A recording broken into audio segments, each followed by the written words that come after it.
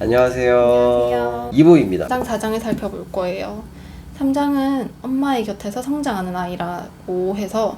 근데 좀 약간 아빠 입장에서 속상하네요. 왜요? 아빠의 곁에서는 성장할 수가 없나요? 근데 저도 약간 이 책 읽으면서 속상했어요. 왜요? 엄마의 역할만 너무 강조하더라고요. 아. 그래서 조금 아빠의 역할을 더 강조해야 될 필요가 있어요. 저는 그렇게 생각했어요. 단 10분. 자율성의 시기로 생존을 위해서 음식을 찾는 행위거든요. 구강기라고 하잖아요. 모든 거를 입과 혀를 통해서 세상을 탐색하는데 이거를 자꾸 뺏기만 하면은 아기가 자율성을 기를 수가 없다고 해요. 아, 그럼 물고 빨고 이렇게 할 수 있도록 그냥 내버려 네. 둘 시간도 필요하네요. 네, 그래서 주변에 안전한 물고 빨아도 되는 물건들을 채워 넣어줘야 되는 것 같아요. 그리고 어린이집을 보내는 나이는 이 사람은 만 3세, 3년 딱 키워놓고 자기 의사 표현이 가능할 때, 그리고 엄마랑 분리불안이 해소되었을 때 보내라고 하고요. 또 책은 그림 보고 자연스럽게 들려주기, 아이의 눈을 막 응시하면서 네. 책 글자 바라보지 말고 표정과 손짓과 이런 걸 동원해서 들려주는 걸 추천하고요. 네. 그리고 아이가 중간에 만약에 질문을 막 한다. 네. 근데 엄마 말 들어야지 막 이렇게 하면 안 된대요. 아. 아기랑 대화하면서 책을 들려주고. 요즘에 ADHD가 많잖아요. 사람은 왜 그렇게 되었다고 보냐면 아기에 대한 기본적인 주의는 없으면서 아기가 잘못할 때만 부모가 엄청 관심을 기울였다 그거예요. ADHD 네. 나타나는 이유가 부모의 부정적인 개입 때문에 됐다는 거네요. 평소에는 관심이 없다가 자라고 있을 때 아기가 뭐 잘못만 하면 관심을 막 가진 거예요. 막 뭐라 하면서. 그래서 과도한 질책이 결국은 인지 능력에 영향을 미치고 ADHD에 걸린다. 그 다음에 애착에 대한 얘기가 나와요. 애착은 안정애착과 불안정애착 두 가지가 있는데, 안정애착은 주양육자가 이제 사라지면은 서서히 조금씩 불안해하다가 시간이 지나면 울음을 크게 울어요. 그래서 엄마가 나타나면은 잠시 안겨있다가 다시 잘 놀면 안정애착. 네.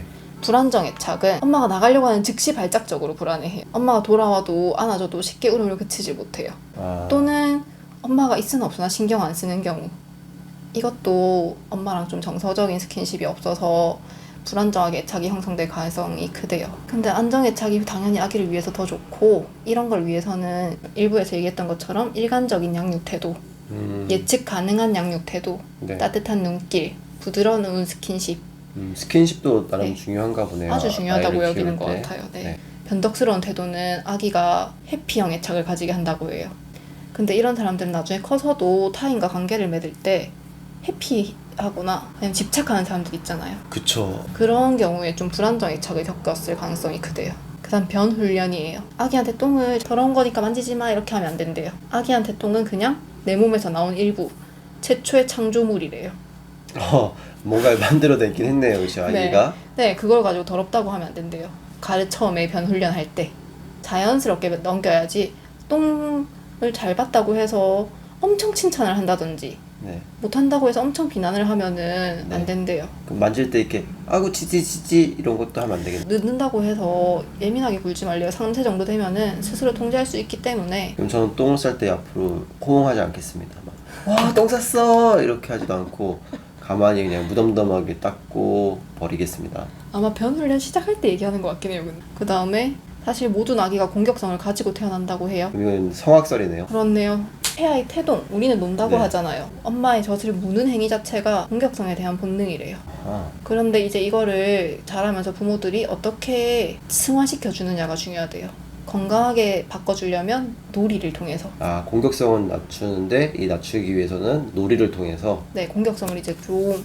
그리고 도구는 최대한 많이 안 가지고 노는 걸 추천하더라고요. 도구를 최소화하고 신체 놀이를 통해서 네.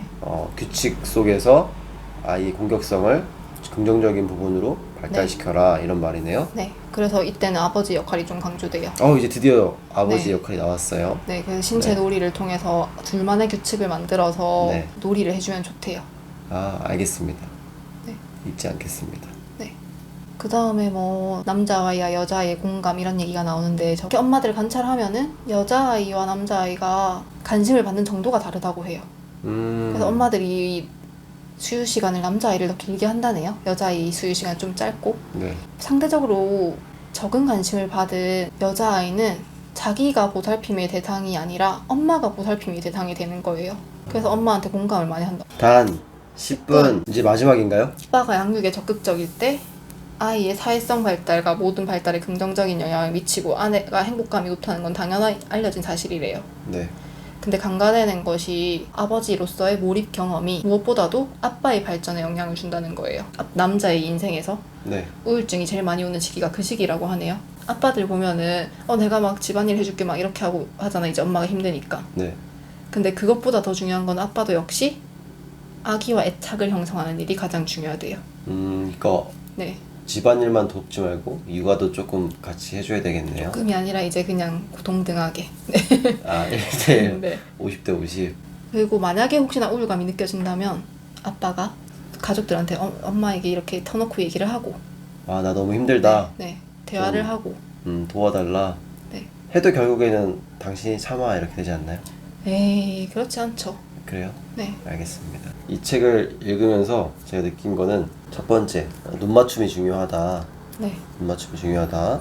그다음에 두 번째는 일관성 있는 태도가 네. 중요하다. 세 번째로는 부모가 일단 먼저 행복해야 된다는 걸 느꼈어요. 부모의 맞아요. 긍정적인 영향, 그 에너지가 결국에는 자식한테 그대로 투영이 되기 때문에 부모가 느끼는 그 감정들을 일관성 있게 제공해야지 아이에게 좀 아이가 긍정적으로 자라지 않을까 싶습니다. 그러면 오늘도 여러분들 다음 편에서 또 만나요. 만나요.